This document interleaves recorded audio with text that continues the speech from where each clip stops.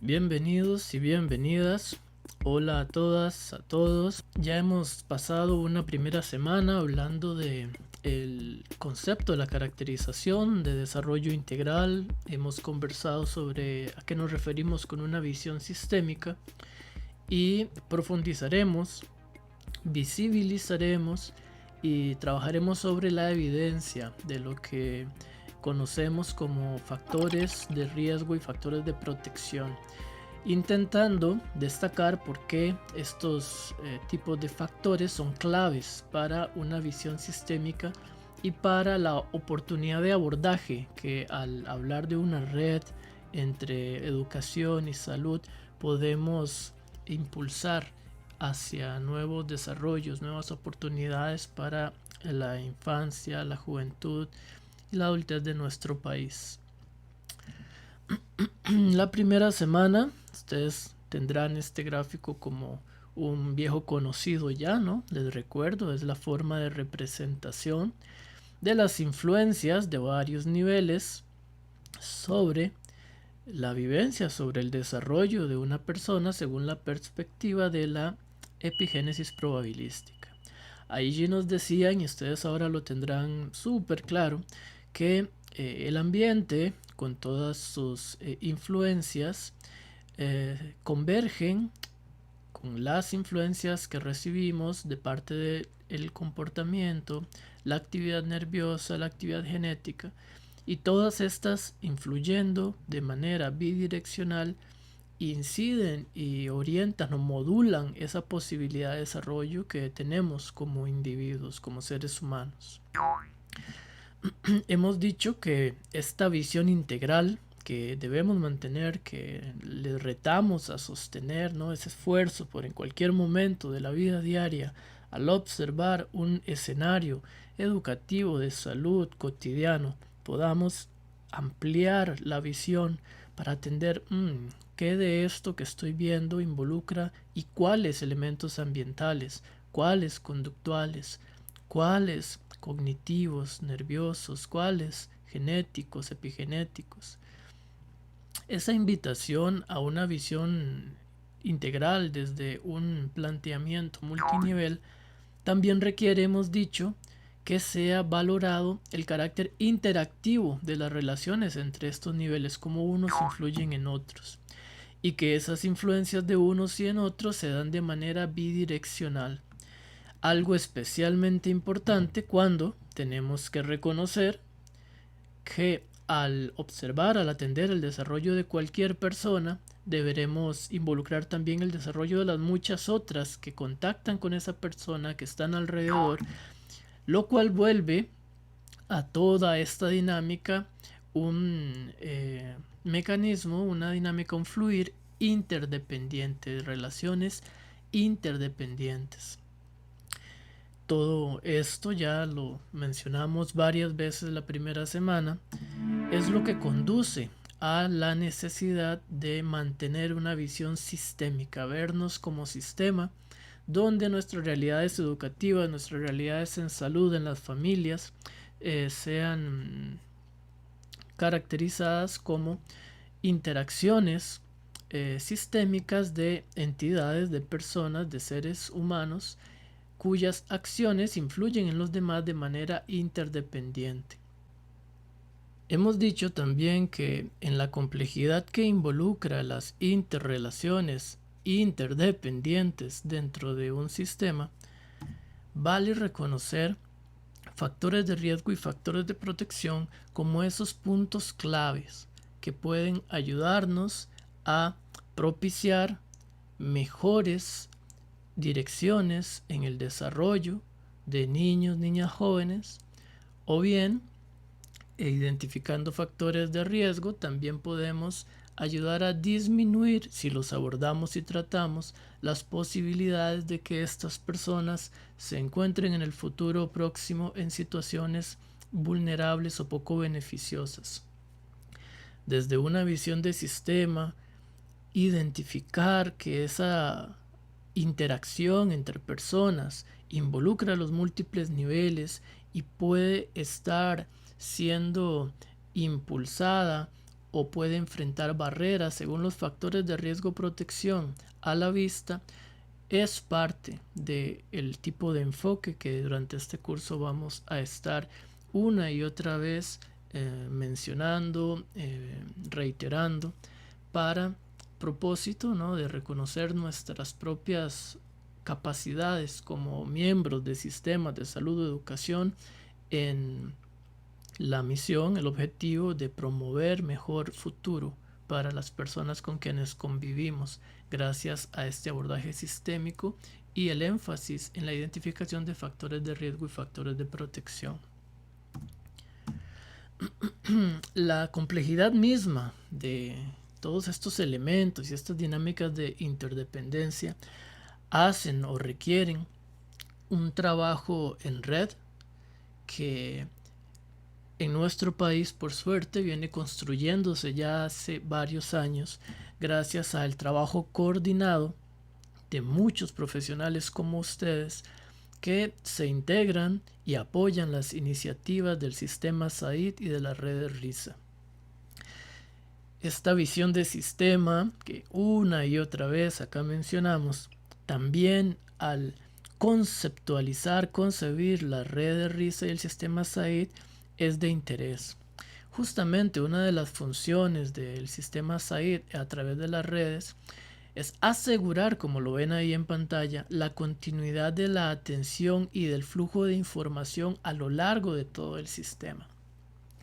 Si hasta acá nos vamos entendiendo, ya vamos también identificando que nosotros, nuestra actividad profesional, es una parte importante, íntegra de ese sistema.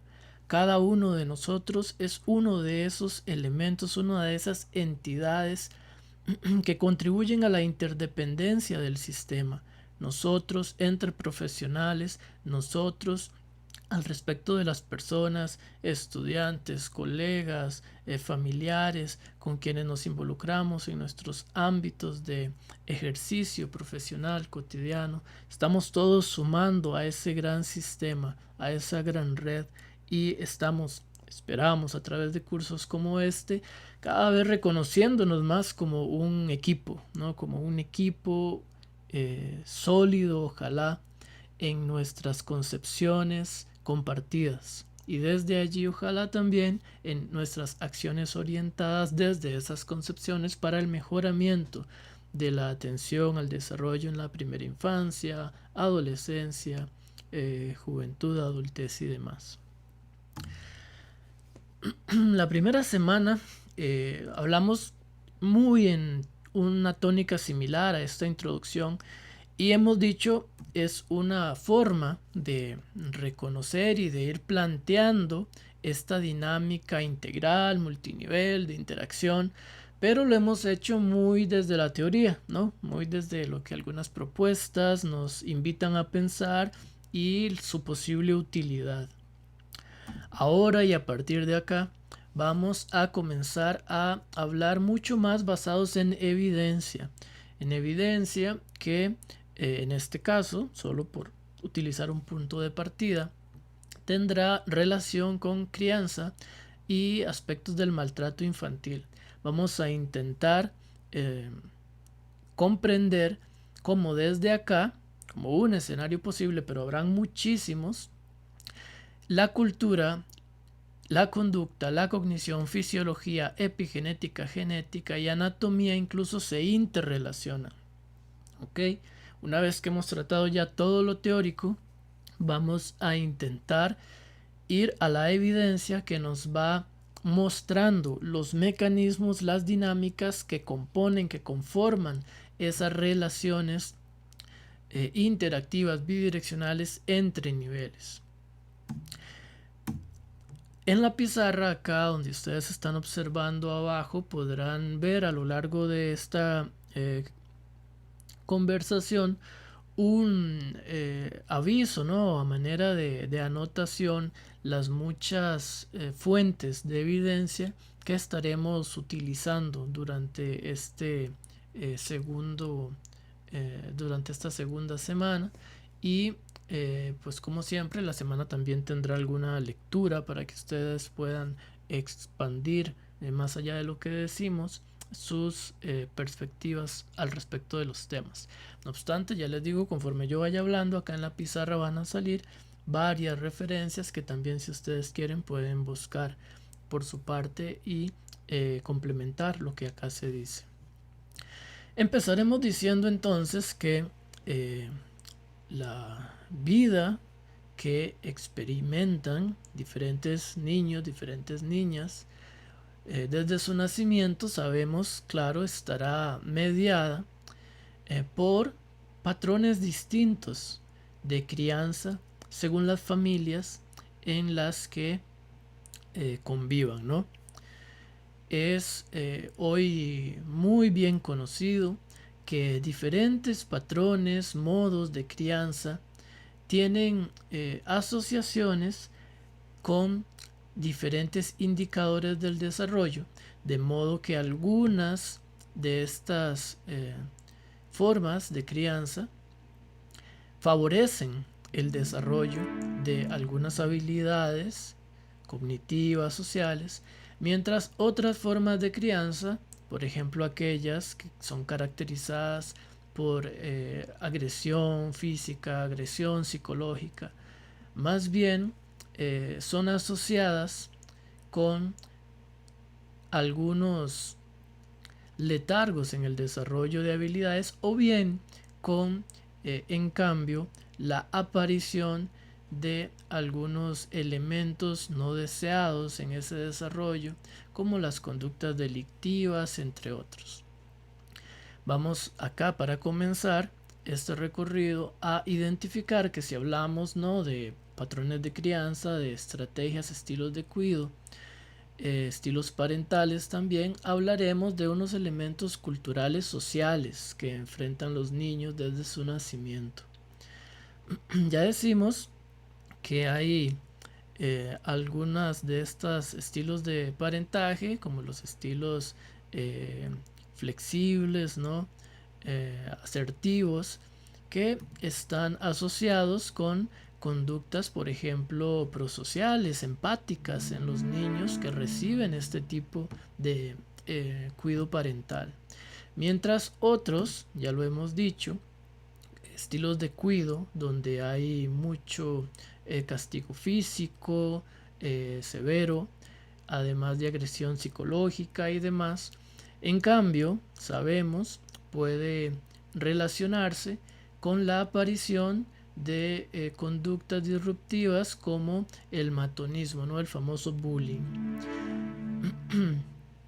Hasta acá vemos, para irlo relacionando con esta perspectiva del gráfico de la izquierda, que ya tenemos asociaciones y mucha evidencia sobre el efecto de dinámicas socioculturales, como el cuidado, sobre aspectos conductuales, como con las conductas de los niños según esa experiencia que han tenido.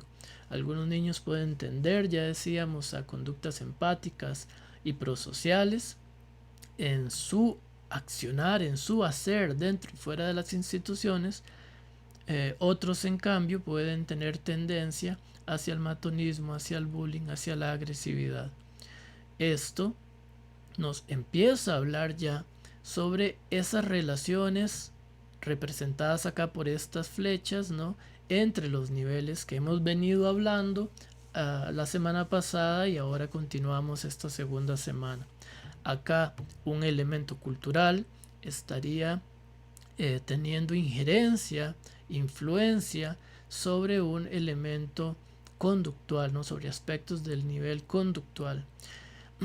Cuando se trata, como en el caso del matonismo, de un resultado en el desarrollo que seguramente será no deseado en cuanto involucra el daño físico, psicológico entre niños, entre niñas, podemos decir, como hemos dicho hasta acá y ahora lo manejamos bien, que un estilo de crianza basado en el maltrato, ya decimos físico, psicológico, podría ser identificado como un factor de riesgo. Entonces, ¿no?, dicho así, en la posterior aparición del bullying, el matonismo.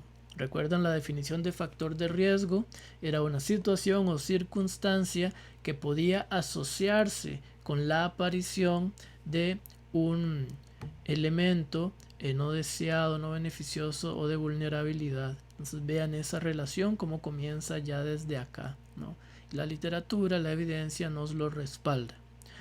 Ahora sabemos también que podemos hacer el seguimiento de esta influencia de la crianza, no solo sobre lo conductual, sino también sobre lo cognitivo. Vámonos a otro nivel. Lo cognitivo, el estilo de pensamiento, la interpretación de la realidad que hacemos, que hacen los niños, las niñas, los jóvenes, también puede ser influido muy profundamente por este tipo de experiencia sociocultural e incluso puede derivarse y retroalimentarse bidireccionalmente por las acciones, las conductas que estos niños realizan. Vamos a ver acá un ejemplo, también apoyado por mucha evidencia. Saben, ahí estará apareciendo en la pizarra el tipo de referencia, artículo o capítulo de libro que habla al respecto. Vamos a decir sobre esto que se ha evidenciado de muchas formas, ¿no? La influencia de este tipo de experiencia en la crianza sobre la cognición de unos u otros niños según las diferencias en esa experiencia de trato. Un ejemplo de ello se los voy a presentar haciéndoles énfasis a esta figura que les presento acá abajo. Acá abajo ustedes ven una secuencia de fotografías de la misma persona, pero esta misma persona, como allí ven, poco a poco en cada foto va aumentando la intensidad de un gesto que se va convirtiendo en un gesto de enojo, aunque al principio era un gesto neutral, ¿no? Son varias fotografías que aumentan la intensidad de ese gesto de enojo, ¿no? Reconocible. Existe una manera en que nosotros podemos valorar cómo los niños en su cognición, en su proceso de pensamiento se diferencian utilizando secuencias de fotografías como esta. Si nosotros numeramos la primera fotografía a la izquierda con el número 1, la siguiente acá con el número 2, número 3, número 4, 5, 6, 7, 8, 9 y hasta el 10, y yo les hago a ustedes la pregunta, miren, ¿en qué número de fotografía ya ustedes identifican que habría en esa persona un gesto de enojo? ¿Sí?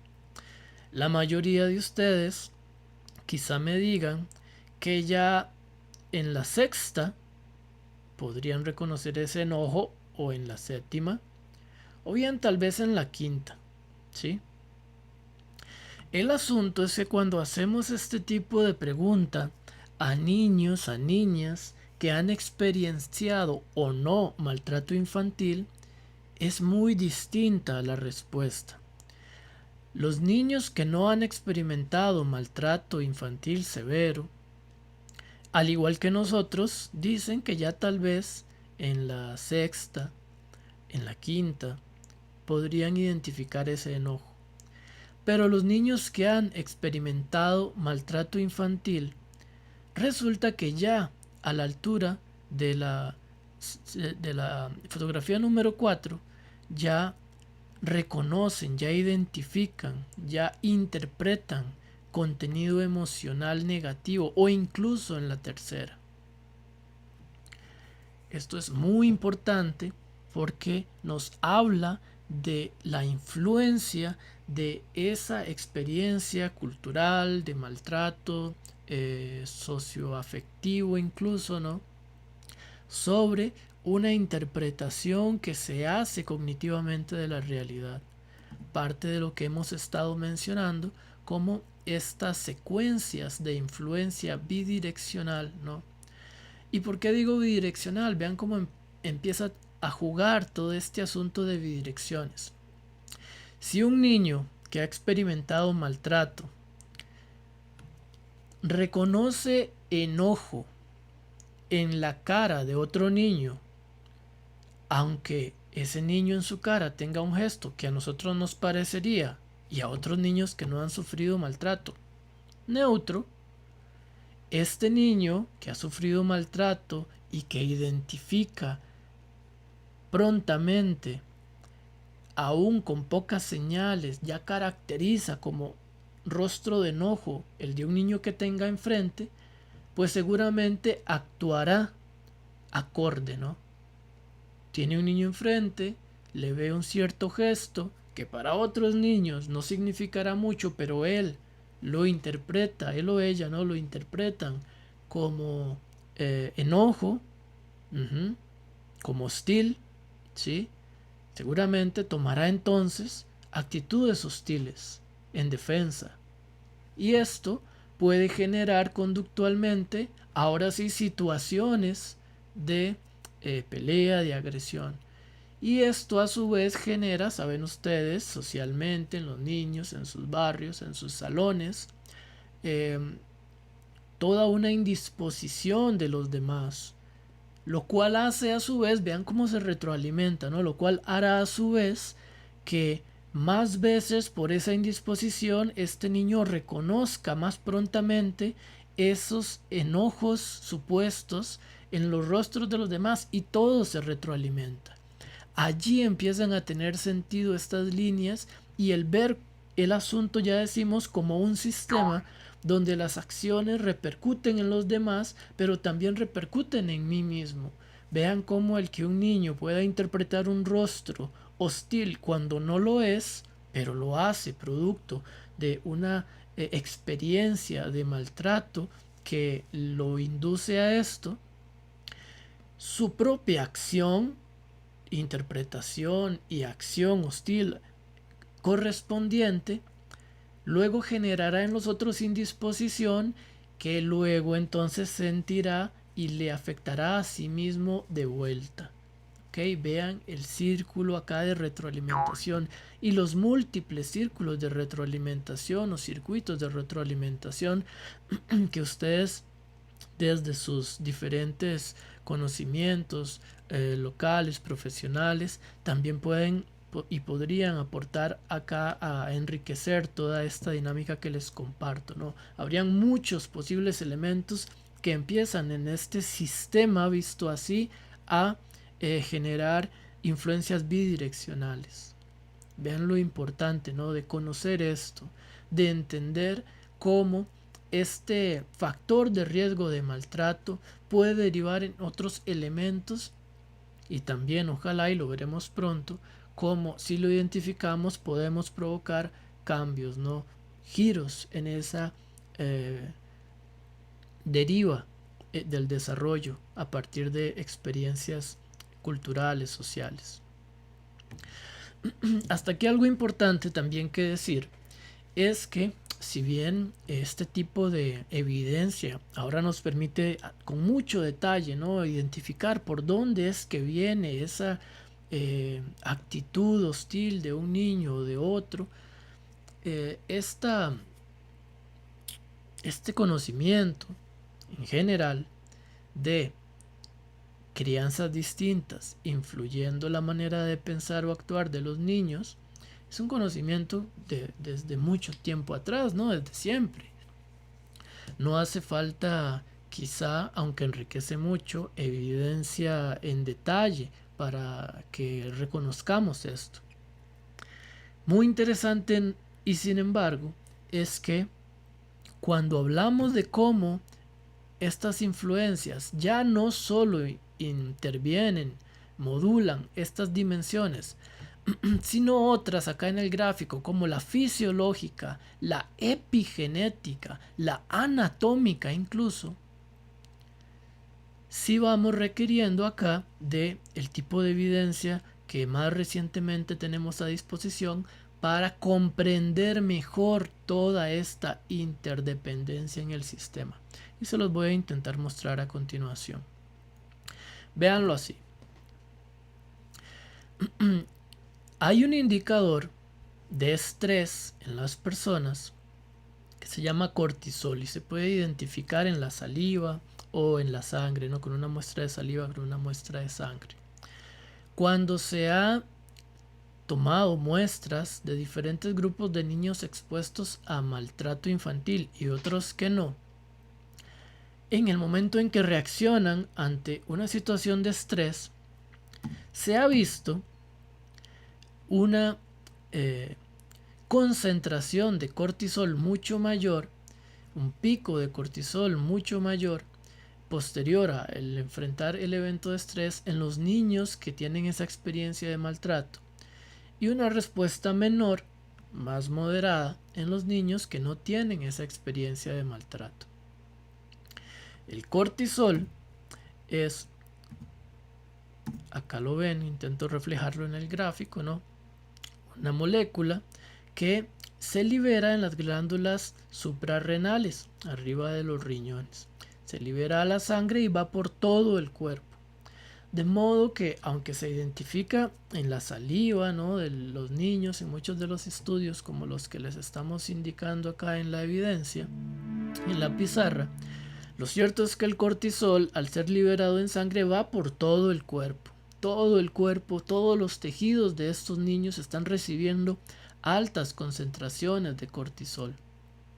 Y los otros los están manteniendo, los niños que no tienen esta experiencia vinculada, de una manera más moderada. Esto, que ya es un perfil fisiológico diferenciable, ¿no? Vean que ya empezamos a hablar de la fisiología también, ¿no? Una respuesta al estrés basada en la concentración de cortisol identificablemente y diferenciada entre estos dos grupos expuestos a maltrato o no, ya nos habla de dinámicas fisiológicas. Pero ahí no se queda la cosa. Vean que ahora este elemento cultural ya estamos logrando advertir cómo a lo interior del cuerpo puede influir diferencialmente sobre los tejidos, porque claro, e insisto, se presenta la situación de estrés, respondemos, ¿no?, como seres humanos ante ese estrés, ¿no?, ante un rostro, por ejemplo, hostil, ¿no? Empezamos a responder si lo identificamos como algo peligroso, y esta respuesta diferenciada entre niños expuestos a maltrato o no tiene serias consecuencias. También ya vamos no solo a lo fisiológico, sino en lo epigenético. Vean cómo el cortisol, ya decimos, por la experiencia de la situación de estrés, se libera a todo el cuerpo. Por tanto, todas las células de los tejidos del cuerpo reciben el cortisol. Y el cortisol en muchas cantidades puede penetrar dentro de la membrana de esta célula. Y no solo dentro de la membrana de las células de los tejidos, sino dentro de la membrana del núcleo de esos tejidos, alcanzando o influyendo dinámicas de señalización que llegan y tocan el ADN dentro de esos núcleos, dentro de esas células. Entonces vean ahora cómo la evidencia reciente nos permite conocer muchísimo más la verdadera crudeza primero, seriedad segundo, pero también profundidad de esa influencia que sí era sociocultural en principio, ¿no?, el estilo de crianza, luego conductual o cognitiva, lo hemos entendido, pero ahora vemos que por sus secuencias fisiológicas puede incluso llegar a modular el funcionamiento del ADN. ¿Cómo lo hace? Resulta que la señal o la consecuencia de las señales de altas concentraciones de cortisol sobre las células puede generar, como intento indicar acá con estas flechillas, que a la estructura de ADN dentro de nuestras células se le adhieran algunos elementos que pueden modificar la manera en que ese ADN se expresa. Entonces vean acá, volvemos al gráfico de la izquierda, cómo la cosa empieza a tomar un talante aún más radical, ¿no? En términos de nuestra raíz como seres vivos, incluso en el funcionamiento celular hay una consecuencia de esta experiencia sociocultural constante y muy bien caracterizada actualmente por diferentes tipos de evidencia. Si bien el ADN de nuestras células tiene nuestro material genético, vean que el resultado de esta influencia y lo que genera el cortisol no es un cambio en ese material genético. El material genético queda tal cual. Pero sí es un cambio, por eso se señala acá, epigenético. Es un cambio en la manera en que ese material genético se va a expresar, va a funcionar, en tanto y en cuanto el estrés y el cortisol en altas concentraciones pueden generar, ya les decía, que a ese ADN se le adhieran moléculas que dificulten la expresión de ese código genético que se encuentra en esos segmentos que han sido metilados, como le llamamos a esta modificación epigenética, producto de altas concentraciones de cortisol y su consecuencia en la señalización celular es metilación. Decimos entonces, si la literatura nos indica que el maltrato y las experiencias de estrés asociado al maltrato a través de una diferencia también metabólica, ¿no? En las cantidades y concentraciones del cortisol y sus consecuencias, afectan y generan metilaciones. Estos vamos a llamarle bloqueos para el funcionamiento o la expresión de los genes que se encuentran en esos segmentos de ADN.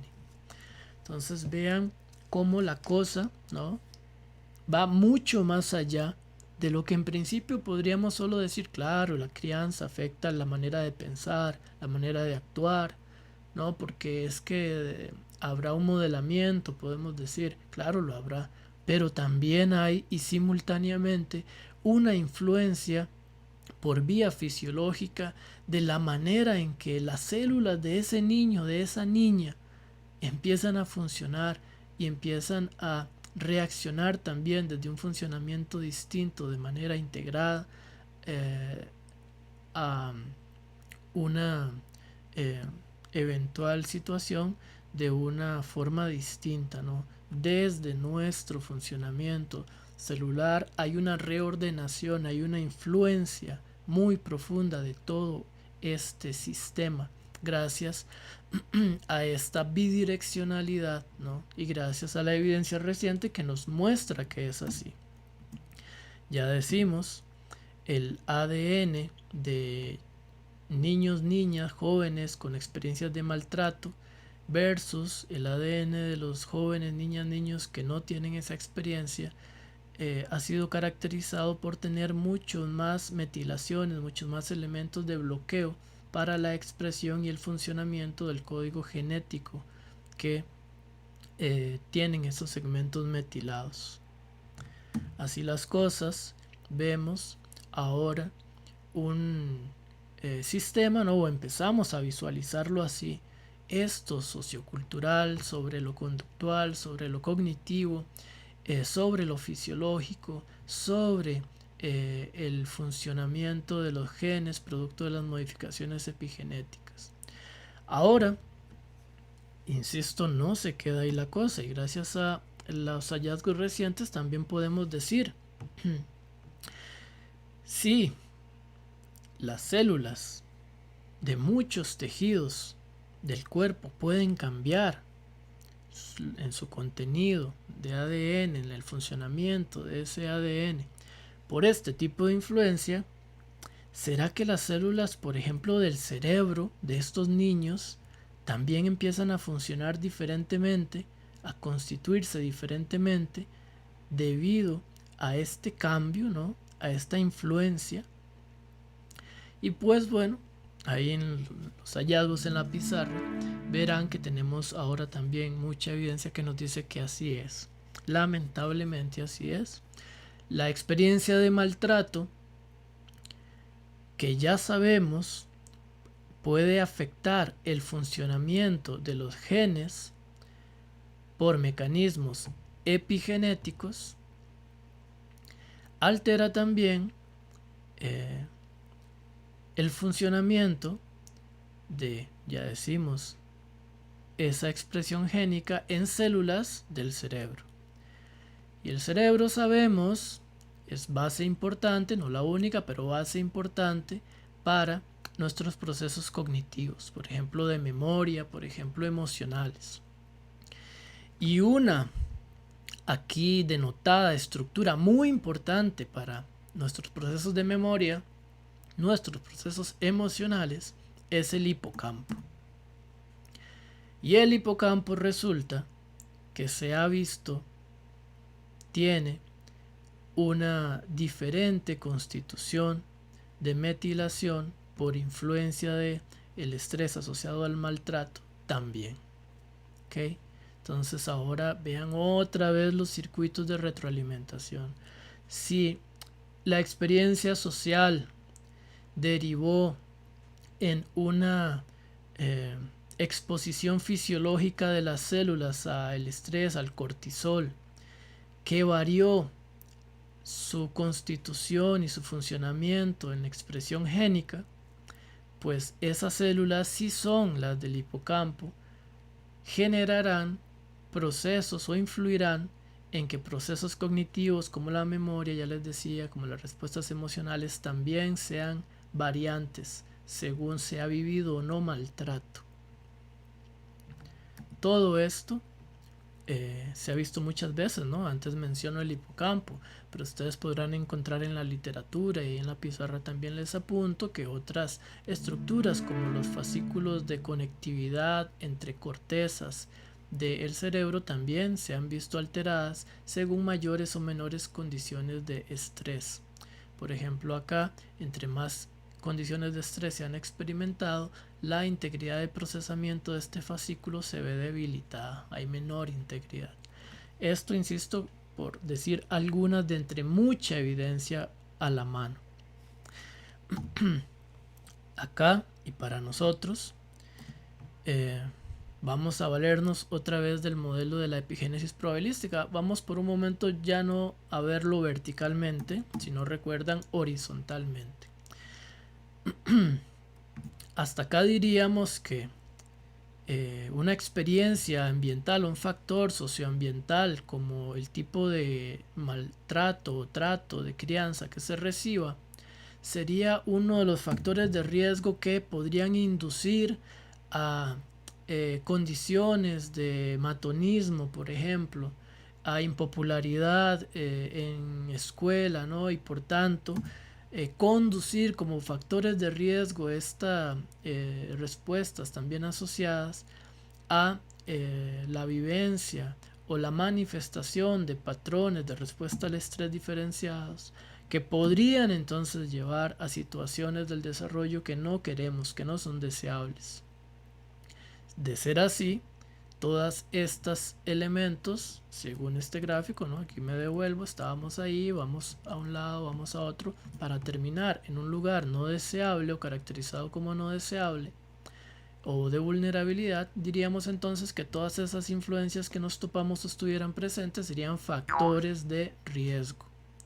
Pero ahí la clave, ¿no? Ahí la clave, si los identificamos a tiempo, podemos también trabajar de una manera articulada, educación, salud, desde nuestros ámbitos para modificar esto y que si bien venía por acá, véanlo ahí en el gráfico, si bien sí está bien, venía por acá porque hay un factor de riesgo, pero podemos trabajarlo o insertar más bien otro factor que nos saque de esa deriva del desarrollo y nos lleve a otro lugar. Ese es el asunto, ¿no? Con los sistemas, con las redes, poder identificar, poder intervenir, cuanto más antes mejor.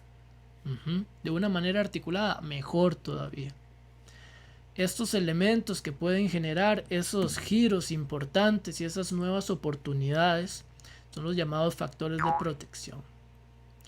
Y vean lo que la evidencia nos dice, ¿no? Lo increíble de la evidencia y cómo nos va permitiendo creérnosla, como se dice, ¿no? Vean acá. Hay muchos factores posible, ¿no? Ahí ven un montón y ustedes le pueden dar pausa aquí al video y ver la cantidad que son y la diferente posibilidad de conocerlos nos fortalece la posibilidad de hacer por las otras personas una mejor acción en busca de nuevas oportunidades. Este gráfico es de una organización de fortalecimiento familiar. Acá la ven abajo y les doy el crédito. Pero me interesa mucho del gráfico que, pues miremos cualquiera. Empecemos por esta. Educación parental y familiar es uno de los posibles factores de apoyo. Algo que como sistemas articulados dentro de las redes, educación, salud, podemos implementar y apoyar. O identificar y fortalecer. Educación parental y familiar. ¿Y ustedes qué dirían? ¿Cuál podría ser el verdadero cambio, el verdadero elemento de modulamiento que esto aporte? ¿Hasta dónde puede llegar? Pues vean hasta dónde puede llegar. El uso de educación parental, fortalecimiento familiar como factor de protección no solo puede cambiar la conducta, que claro que puede mejorar, dar más herramientas a los niños y a las niñas. No solo puede modificar su forma de pensar, que por supuesto se busca en los trabajos en grupo o individuales que lo hacen, sino vean lo que la evidencia nos dice. Puede incluso, en el caso del hipocampo, como estructura cerebral que antes mencionamos, un programa de fortalecimiento familiar, que es acá el SAF, que es uno de los programas que se ha utilizado, puede incluso, véanlo en el gráfico, cambiar esa deriva del desarrollo vulnerable asociado con condiciones de vulnerabilidad como el maltrato, la pobreza en este caso. Lo que el gráfico nos dice acá es que el volumen, por ejemplo, aquí de una sección del hipocampo va disminuyendo, ahí lo ven en la línea punteada, conforme más años se esté expuesto a una situación de vulnerabilidad. Pero acá ustedes ven en la línea continua que si a otro grupo, ¿sí? A otro grupo de niños los expongo, les implemento estos tipos de programa de fortalecimiento familiar, ya no se da ese declive, sino que se mantiene la integración, la integridad, perdón, del volumen de esa región del hipocampo. Vean incluso a dónde puede alcanzar nuestra acción y nuestras posibilidades como sistemas articulados, redes, salud, educación. De esto se trata, ¿no? Y no solo en el hipocampo, el gráfico de arriba acá nos lo muestra muy similar en el caso de la amígdala. Aquí la ven, que es otra estructura cerebral vinculada con nuestra responsividad emocional. Lo mismo, ¿no? El volumen de la amígdala va disminuyendo incluso de una manera más pronunciada conforme más años se exponga a un grupo de niños o un grupo que desde niños fue seguido hasta la adultez y se identificó ese declive en el volumen de la amígdala, pero niños que igual fueron identificados y trabajados desde el principio, pero a lo largo de los años se les proveyó un programa de fortalecimiento familiar, se les incluyó en él. Vean que no solo se mantuvo, sino que incluso elevó un poquito esa integridad del volumen en esa región. Vean hasta dónde puede llegar la cosa, y por eso estamos acá y por eso estamos con ustedes en este curso, y por eso esperamos que las próximas semanas arrojen aún más luz sobre lo que es posible. Insisto en que dejo este gráfico para que ojalá ustedes den pausa y lo admiren, porque muchos de los elementos de acá, por decir uno, el tamizaje, que también se ha visto como un elemento central en un tamizaje temprano, en sus posibilidades de conducir hacia mejores oportunidades del desarrollo, como muchos otros, que por eso les digo, me gustaría que le den pausa y los admiren un momento, hablan por sí solos de la necesidad de colaboración intersectorial, ¿no? Porque mucho de esto, visitas a domicilio, programas parentales, promoción de la salud, requiere, ¿no?, de ese trabajo articulado en red del que estamos hablando. Y requiere que entonces estos elementos sean reconocidos por ustedes como factores de protección, que ustedes estén al tanto de cuáles factores de protección con evidencia tenemos asociables a niños, a padres, cuidadores, familias, ¿no? Y cuáles también son factores de riesgo, que ya tenemos reconocidos para que ustedes se vuelvan sensibles a su eh, identificación, ojalá en procura de, una vez identificados, conducir hacia un abordaje adecuado. En resumen, hemos dicho, desarrollo integral involucra reconocer que no estamos solos, somos un sistema de muchas personas, cada una influida por muchos niveles, ¿no? Cada una influida por factores que se relacionan e interaccionan bidireccionalmente. Hemos dicho por eso que requerimos una visión sistémica y hemos dicho por eso que en esa visión sistémica la clave es factores de riesgo, factores de protección, dónde están unos, cómo los disminuyo, dónde están otros, cómo más bien los potencio. Y hacer eso requiere de un equipo ciertamente profesional muy amplio, tan amplio y tan oportuno como nuestro país es uno de los pocos que ya lo posee y lo estamos conformando a través de este curso, ¿no? El sistema de atención intersectorial e integral al desarrollo, la red de RISA, esa extensión de red a manera de sistema ahora sobre un país que de verdad nos conduzca de manera colaborativa, entendiéndonos como a partir de experiencias como esta empezamos a advertir ojalá las mismas cosas desde nuestras diferentes localidades, ¿no? Desde nuestras diferentes situaciones, pero orientados en común hacia ese ojalá mejor futuro para niñas, niños, jóvenes y adultos. Es importante, ¿no? Ustedes vieron en esta evidencia que les mostré un programa de fortalecimiento familiar que empezó con niños, pero sus resultados de diferencia se ven incluso después de los años, cuando ya son jóvenes, adolescentes las personas. No se trata, por eso decíamos la lectura de la semana anterior, de solo los primeros años. Esto se trata de incluso la adolescencia e incluso más allá. Y está en nuestras manos, que es lo importante, aportar lo que podamos para ir juntos a ese más allá.